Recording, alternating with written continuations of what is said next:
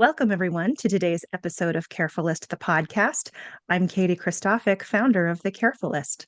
Today, we welcome Natasha Goldstein-Levitas, who is a dance movement therapist and owner of Engage. Welcome to the show, Natasha.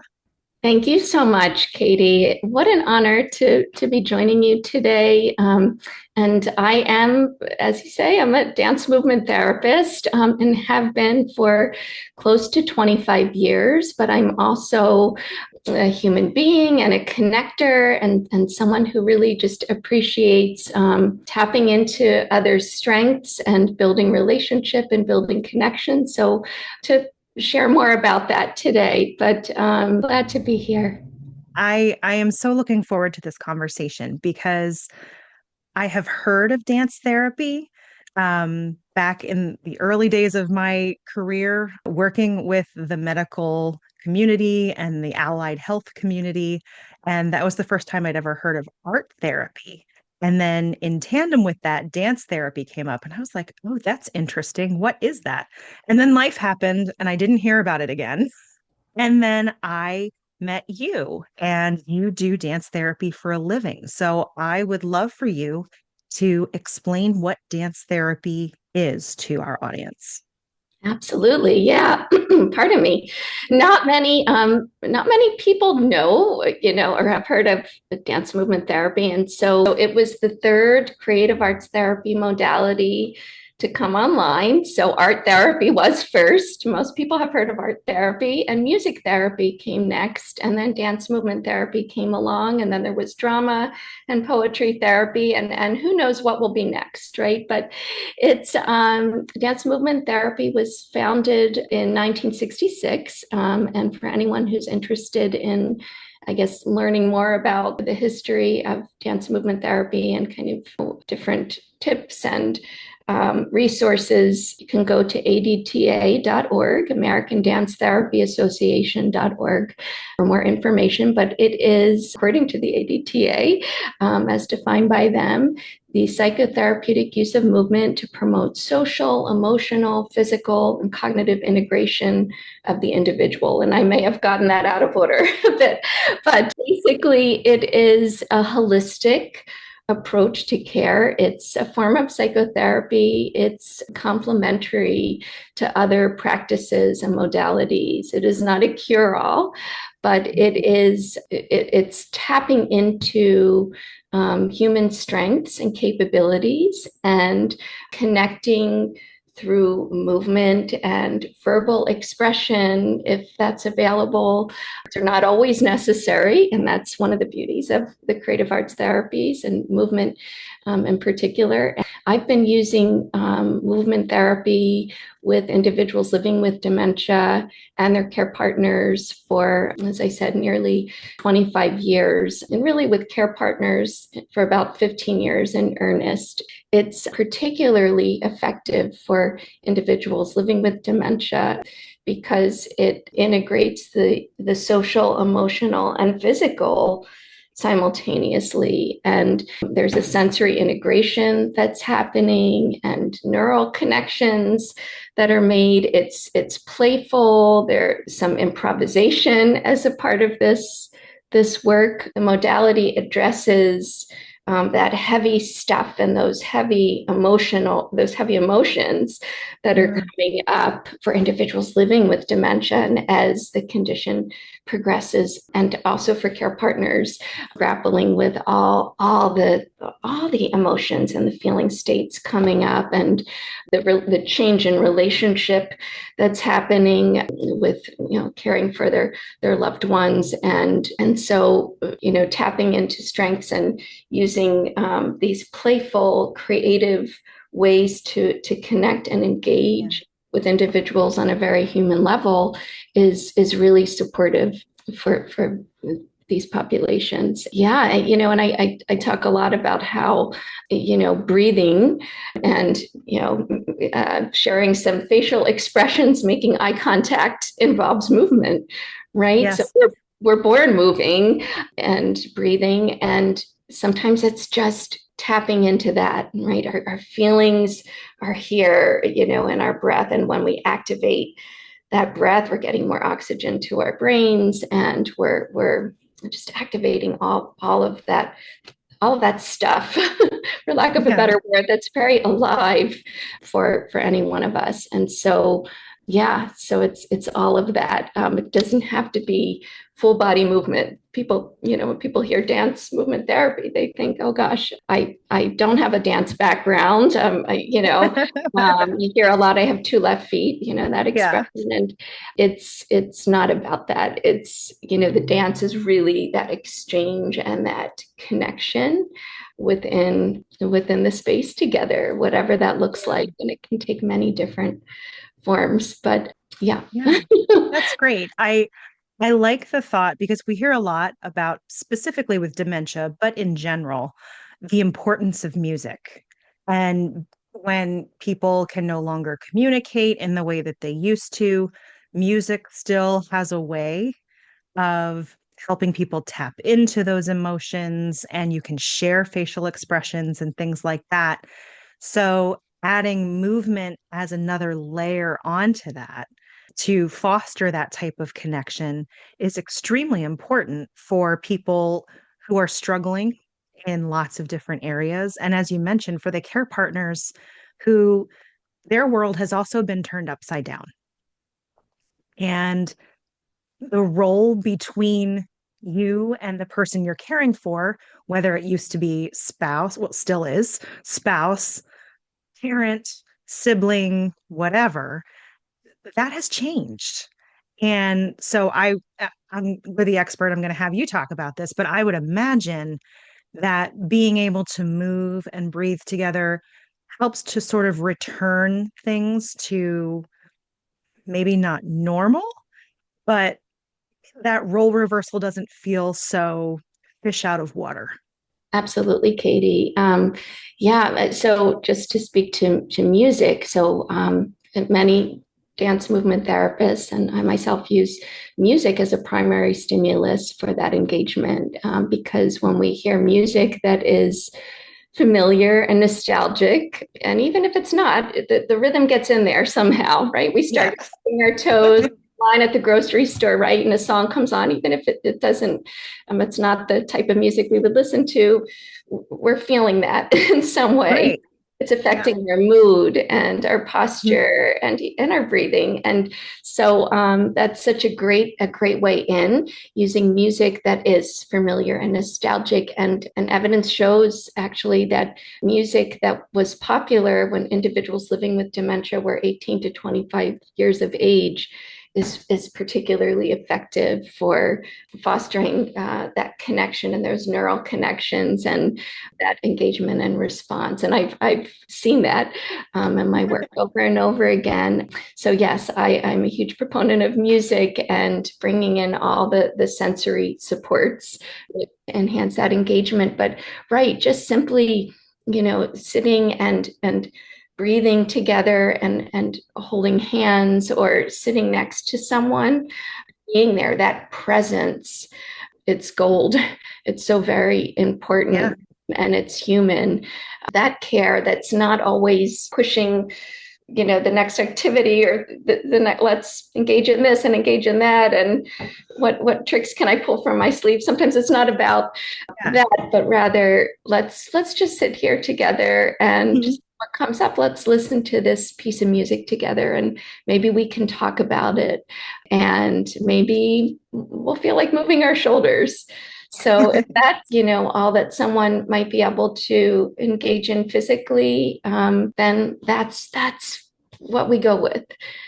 Yeah, it's all about that connecting and that being with and staying with, which can be Hmm. difficult as well, right? Yes. Because so many, and I know you know this, so many care partners are thrust into the role because there's no one else available, or because they live the closest, or sometimes they just don't know where to start, and maybe they didn't necessarily have a relationship with this individual, or it was a strained relationship, and Mhm. kind of how to be with and stay with that Yeah. individual, with all those other emotions that care partners might be holding.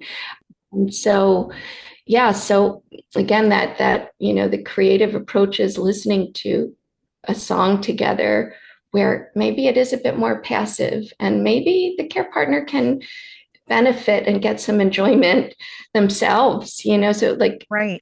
about like where, as care partners, like where your care dovetails with or care needs dovetails with the person you're caring for. And that Yes. could be, yeah, putting a music playlist together that I like Motown music and dad likes Motown music. So let's put on a playlist of that we can both Right. enjoy. And I was just thinking as you were saying that music is the great universal thing, right? And one of the things that I think it's important for people to realize is to participate in dance movement therapy, you do not have to be capable of ballroom dancing. You don't have to be capable of standing. Your person can be wheelchair bound and still participate. So, yeah, let's talk a little bit about that. What are the limitations? Are there limitations? Maybe there aren't. thank you so much for bringing that into the space. Yeah, there are no limitations. Anyone can participate. Individuals, I've worked with individuals who are lying in bed, either because, physically they're unable to get out too often or because they're just feeling pretty exhausted that day. And that's where Yeah. they are. So it's meeting them where they are as creative arts therapists, dance movement therapists, and also as care partners, meeting individuals right where they are physically in their Hmm. space and not forcing engagement, but just joining them wherever they are and even in their reality, right? Hmm. And yeah, finding ways in and connecting. It's sort of like we're detectives in that way. It's like coming into the space going, okay, well, where's that point of connection?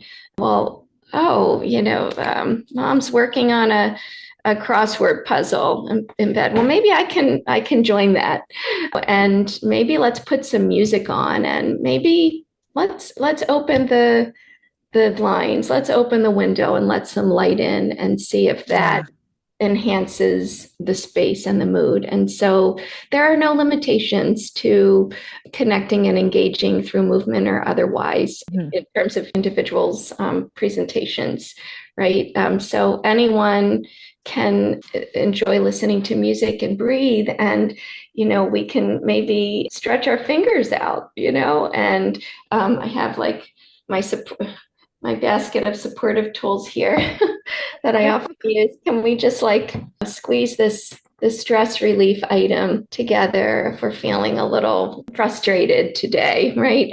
Yeah. Maybe we can both do that, and a lemon, right? When life gives us lemons, we make lemonade. So figuring out what figure. Yeah. And I would think, especially if your person is nonverbal or Yeah. has lost a significant way of communication, just seeing what of those items they choose can give you a really big clue into how they're feeling and what they're thinking. Oh, absolutely. Yeah. And thank you for bringing that up. Yes, all about those choices, right? Offering choices so that these individuals feel a bit of control and Mhm. sense of agency. And Yes. yeah, and not too many choices maybe at once, right? Because that can be overstimulating, but maybe two contrasting colors. We got a blue and a green scarf here, and let's see what they Mhm. choose. And maybe they bypass that and see this basket over here and want to pull the tulips out instead, right? And right, that gives us Yeah. a way in because that lets us know Right. where they are and what they might be desiring, thinking about, and it's joining that and going from there. We can maybe they choose this blue scarf and we can hold on to either end and move together that way very playfully and use eye contact and Mhm. breathing, and that the scarf is very light and airy. And so it can help individuals express themselves a bit more freely if they're feeling more stuck and their posture's more rigid or their breathing's more Right. shallow. And care partners feel this as well. And so, Yeah. sort of like lightening that space and those emotions a bit. Right. Yeah. Yeah. But I've noticed, and I mean, I don't know, there might be studies to back this up, but just observationally, mood and emotion is contagious. So even if you aren't consciously thinking of it, you are subconsciously picking up on the mood and the energy of the other person in the room. So if things are low energy or if they are tense, doing something like this, even with items around your house, it can give you a sense not only of connection, but it can change the energy in the room. absolutely, 180%. Yeah, we're human beings, and we are affecting others as they are affecting us. I think that's a quote, but it's so true. And it's so key, especially when engaging with individuals living with dementia, Mhm. that we or any condition, really, that we're entering the space mindfully, taking a moment to Mhm. ground ourselves and breathe and just, be aware of kind of where we are, because, Right. as care partners, it's like on to the next thing, on to the next thing, on to the next thing. Let's get through this list. There's no time. Yes. And the time is not going to be there kind of ever, right? It's about carving out the time and space and intentionally taking that time up front and priming for the best possible outcome in that way. Because yeah, we are affecting one another, and Yes. it's not about feeling perfectly grounded. What's that? Right. I don't know. I did. But it's about, just again, being aware of our own breathing patterns and kind of like, Mhm. do we need to take a sip? I'm going to take a sip of tea. Do we need to take a sip of tea? Mhm. Calm our brains down for a moment Yes. here, a moment there, carving out those moments and then re-entering into that space, because that exchange is going to be easier. It might not be the best exchange or fully Yeah. harmonious, right? Perfect. Again, what is that? But it will there will be more ease with that, because Mhm. individuals living with dementia also have a heightened sensitivity to incoming stimuli and to Yes. energy. And so um, they are going to pick up on that stress and that worry even more than the rest of us. And so yeah, so very, very important taking that mindful approach um, to that care, or to Yeah. entering that exchange and that space. Yeah. Yeah, and that brings us back to something that we said earlier, Mm-hmm. which was the change in the nature of the relationship, right? So there was a relationship, good, bad, ugly, anything in between, before the diagnosis. And then when care enters the room, it becomes transactional rather than relationship. So doing activities like you're suggesting helps to not necessarily push the reset button, but gives you that window into having a relationship rather than checking all the things off the list. And I'm not saying those things aren't important. Medication times are important, toileting is important, feeding is important, all of those things are important. But you're both also still human beings. And being able to connect, especially if your world has grown so much smaller, maybe it's just the two of you, or most of the time it's just the two of you. Establishing connection beyond the tasks is incredibly important for both of your mental health. Oh my gosh, absolutely. Absolutely. Yeah, taking that time and that space for for self nurture, Mhm. however you can. I talk about like these, or I encourage care partners to create self care plans, Yeah. to think about what do they need, Mhm. and it doesn't just have to be a bubble bath or a spa day. It could be, right? But it's, maybe it is 5 minutes of stretching at the beginning and the end of the day, right? And Yeah. so, yeah, taking that time up front and then again, coming into that space mindfully to engage with your client or loved one and engaging in these creative processes, or Mm. activities that are very human Mhm. and offer opportunities to connect and engage without without that heaviness Yep. attached to it, right? And they're relational, because we're connecting with one another. We're using some improvisation. Oh, we don't want to use that scarf. Let's pick another. Or let's change the music and let's switch it up a bit. So yeah, so strength. It just helps to strengthen that bond.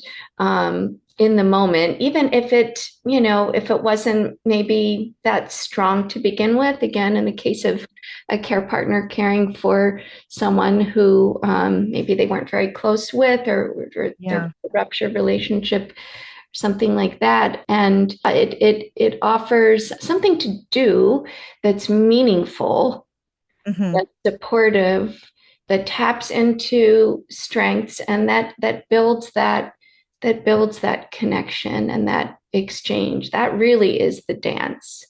Yes. Yeah, and it can be again very very simple. Listening to a favorite song together, and let's just stretch our fingers out. Okay, we don't want to move. Let's trace some lines on this paper, which involves movement. Right? We're not dancing, right? But we're Right. we're moving together. Yeah. Maybe that evolves into something else. And so, yeah, it's a non-threatening way Mhm. to engage. That is the antithesis, I think, of those, completing those ADLs, those daily living tasks, and those, the Yeah. medication and the dressing and bathing and all those grooming tasks that are very necessary. Yeah. But, I'll also say that there are ways to incorporate these creative approaches within those care routines. There's been Yeah. some research around that. I've certainly um, encouraged many, many care partners over the years to include some of these sensory modalities, and such as putting on music, certain music during bathing, swimming, to help create that calming atmosphere, that welcoming, warm space, as Yeah. much as possible. I use the example like when any of us go to the doctors, and we're sitting in the waiting room, and the nurses are whispering, and they have well, maybe not clipboards these days. Everything's electronic, but we're sitting there in the waiting room, and there might be music on, but often not. And everyone's just kind of like sitting, thinking, "Oh my gosh, what's the doctor going to tell me?" And there's definitely an energy in that Yeah. space. And Yeah. yeah, and I always think, gosh, if there was some nice music and maybe, a station where we could do some flower arranging while we're waiting, and yeah, Yeah. like maybe on the TV instead of the news, like blaring Yeah. at, That's not helpful. not helpful. Yeah, so like maybe there's a mindfulness meditation we could sit and do while we're waiting. I mean, just Yeah. I'm going off on a tangent, but I think about that, like that, idea of setting up the scene again, for the Mhm. best possible outcome, and taking those active steps to do that as care partners, to simplify, to bring in the creative sensory tools to help create a more warm and welcoming space during those during those tasks that are often dreaded and not fun necessarily. And yeah, it helps to soften and take the edge off, and it humanizes. I know I just talked a lot. I hope that Well, what you were saying triggered something for me that Mm. we did with our kids. I know my mom appreciated it when my dad would do it when he was caring for her. And there were certain tasks or certain times of day that there would be certain music. So it was almost like an audio clue that this is what we're doing now. So, once you do it a couple of days in a row and it's the same song or the same type of song, that it kind of helps, especially if you have someone who's not always cooperative, it helps to give them a heads up, for lack of a better term, that, okay, this is what we're going to do now. And it would definitely be helpful for my dad with my mom, who was much more cooperative than I think a lot of folks. Mm. But, when I would sing a certain song in the morning to my kids, like as I was going in the room, I'm not going to do it now. You can. Um, but it would just kind of let them know, like, okay, we're going to start getting ready for the day. One kid took it better than another, but I won't say who. Okay. Right. I just thank you so much for sharing that personal story. And um, yeah, I love that it sounded like everyone sort of had a role in this process, Yep. and everyone was engaged. And it really does, it often takes that, Mhm. that community, the family community, or the community, whatever that is, for individuals coming together to offer that Right. support and share that exchange. And I love the that ritual that you had to remind your mom, like, okay, to trigger that memory of, oh, this is Yeah. what we're going to do. Right. And rituals are wonderful. They're wonderful, and repetition is wonderful. Yes.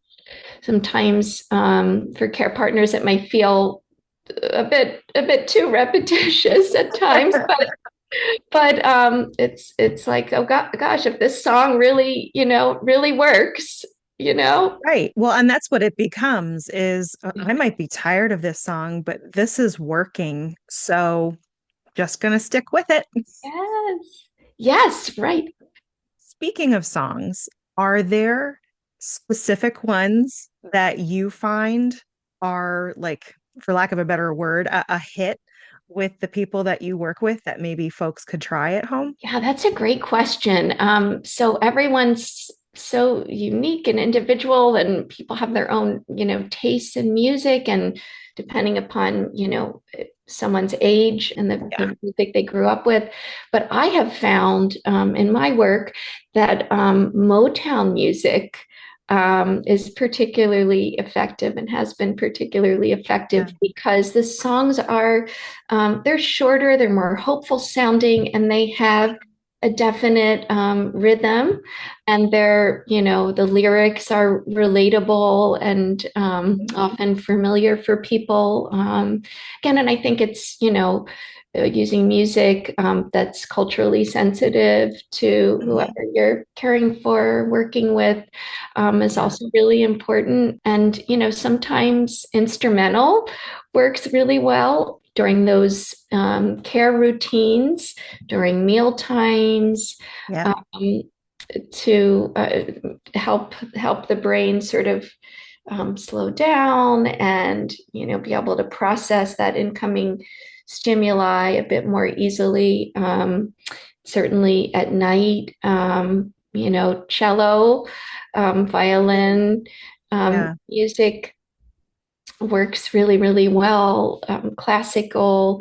So, it depends on the time of day and what what the kind of objective is. Is it a care, engaging in a care routine, or are we wanting to mobilize and energize and maybe we put on some tunes that are more upbeat, and I'd love to try to engage individuals in sort of like that music trivia.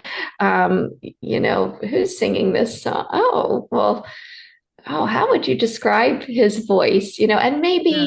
maybe the individual's not able to share that verbally, and so maybe the care partner or clinician like carries on more of that Mhm. conversation or makes those remarks about what's being heard. But yeah, like, oh, Frank Sinatra. What did they call him again? Oh, blue eyes. Yeah. Oh, you have blue eyes. Oh, lovely blue eyes. So, making those connections and Yeah. associations. So, yeah, I don't know if that answered your question. I mean, there, Yeah, it music, does. Thank you for those suggestions. And if you don't like Motown, yeah. I have a hard time understanding that. Just Right. me. I was talking, gosh, I don't know, about a year ago with a gentleman who is a composer for movies in Hollywood. Oh, And he was talking about the importance of music in a movie. I mean, if you mute tense scene, it is suddenly not so tense. Like you can just watch what's going on and you're like, oh, all right.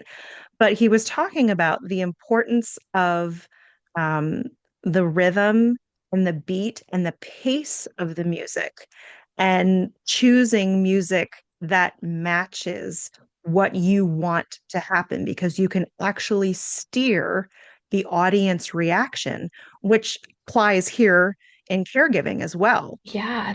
Thank you for sharing that. So interesting. And yeah, it is It so was a cool true. conversation. Oh, sounds like it. Oh my goodness.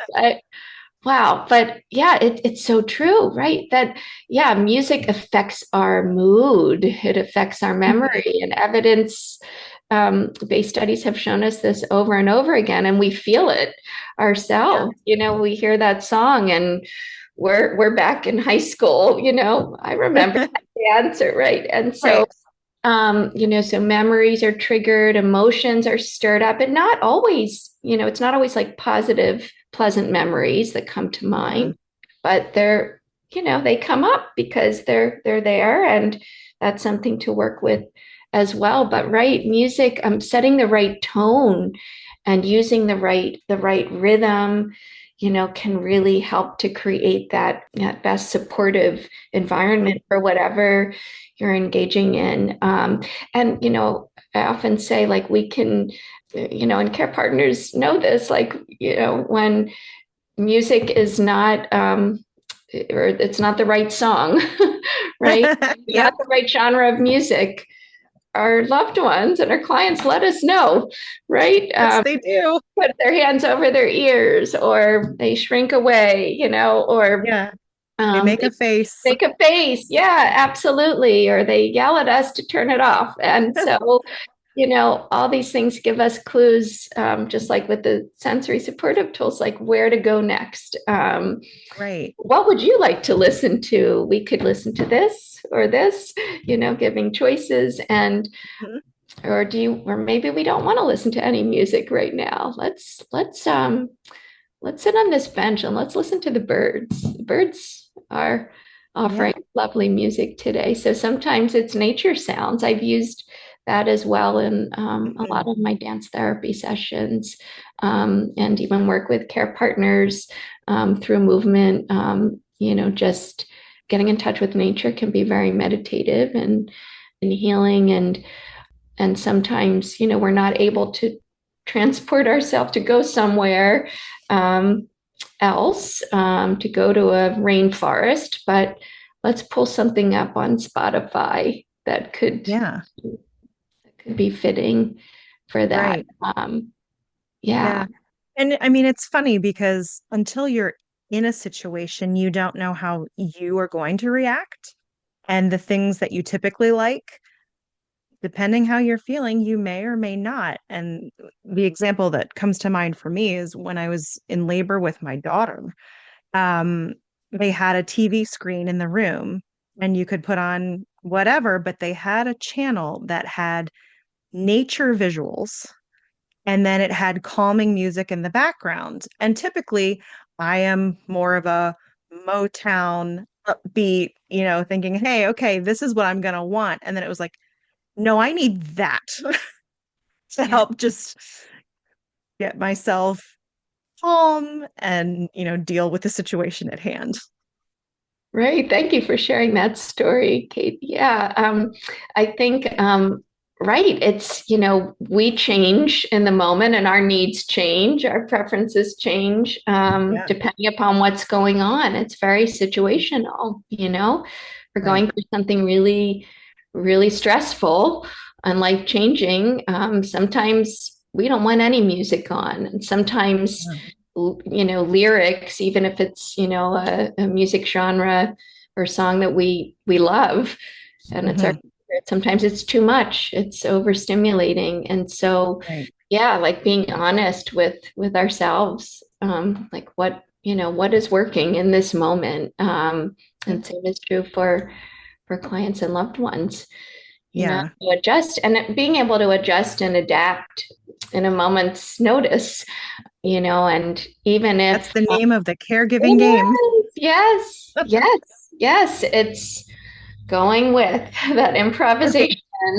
And it's, I use the phrase, it's predictably unpredictable, Yes. you know? Things come up, things happen, shoes drop, and okay, let's, um, okay, we came in with this plan to Yeah. do this, this, and this, but now we're over here. Okay. So it's like we're having to shift and adapt and yeah, and Right. try different things, trial and error. And I think just as this might be going off on a tangent, but care partners, especially those caring for someone living with dementia, are or care partners in general, really holding on to so much, and that shows up in the body. Uh, Hmm. those holding patterns and breathing is affected, right? Hmm. There's kind of like a narrowing that's happening and a tightness. Yes. And so, yeah, offering opportunities to release some of that and, choose what kind of sound, what music, or what sound, or do we not want any sound in the background is very, very important. And yeah, just finding those points of release ever wherever you can. And of course, just breathing, taking a moment to breathe and, you know, Yeah. acknowledging acknowledging where you are and what you need to say that holding on. I think, and yeah, that's what I think that's why I went there, that thinking about like adapting and going with, right? Hmm. And changing at a moment's notice can be especially difficult, I think, or feel Yes. like kind of uncomfortable when we're holding so much and wanting things to go a certain way and just yeah, it can be harder to come out of that and adapt Yes. as needed, you know, because of all those emotions coming to the surface. I hope that made sense. Yeah, it did. So I'm curious about a couple things. We're gonna pivot Sure. just a little bit. Yeah. Um, for people who are interested in working with a dance movement therapist, what do they look for? And how do they find someone? Great question. So I would suggest going to the ADTA.org website, American Dance Therapy Association. And, depending upon, what state someone is living in and what city, you can type in the search bar where you are and even what population you might be caring for, Okay. someone living with dementia, someone living with Parkinson's, and Mhm. to be able to get a sense of who's what dance therapists are working in that state, in that area, and how they can be reached. And even just Googling, are there any, dance movement therapists in my area, and maybe they're offering classes and sessions Mhm. in different communities, and individuals can even maybe go drop in and participate in some sessions. Yeah. I've done quite a bit of that work, going around to different communities and offering sessions in community. But yeah, so that's yeah, in terms of what to look for, I think it's finding the best fit for um, you know, um, again, someone's expertise and their availability. How much is a session going to cost? And Mhm. looking at those Yeah. types of things. And it does Is it insurance cover? right? Yeah, that of course that's one of the big questions. Another question is there a certification or an educational requirement that people should be looking for? Absolutely. So, Okay. so there is a board certification Mhm. attached to being a board certified dance movement therapist, a certification that's many hours of rigorous training and field work, placement, and final projects, and being out and doing internships and working with different populations. Um, so there's a board certification, but there's before that, someone can be a registered RDMT, registered dance movement therapist, and offer the same types of sessions. It's just the board certification um, is a bit more training, and Mhm. um, yeah, I That makes sense. Yeah, yeah. that's what I was hoping for was for people to be able to know the difference Mhm. and make a decision accordingly. So just for educational purposes, there is a Sure. difference, and that's what the difference is. Do with that information what you will. Yeah. And I will say that, whether anyone's a dancer, dance movement therapist, creative artist or not, I think these creative strategies can be used by anyone and everyone. And I encourage that. And so just because I have this training and this, degree, I feel like it's my duty to share these creative practices. I mean, we can't call it dance movement therapy Mhm. specifically, right? But they're creative wellness strategies that people can start using right away, you know? Yes, and thank you for Yeah. sharing. For people who would want to work with you, where do they find you? Where are you? Absolutely. So I can be found online. And so my primarily solo business is Engage, ENG, capital AGE, and it's actually natashagoldstein.com. Um, Okay. these days I will change that so that it's Well, we'll put it in tied the more show to notes. it. People can find it. But yeah. Well, thank you so much for joining us today and sharing a wonderful world of dance therapy. For those of you listening at home or in the car or wherever you are, thank you so much for joining us. If you need additional resources, you can find us at carefulist.com. Until next time, take care.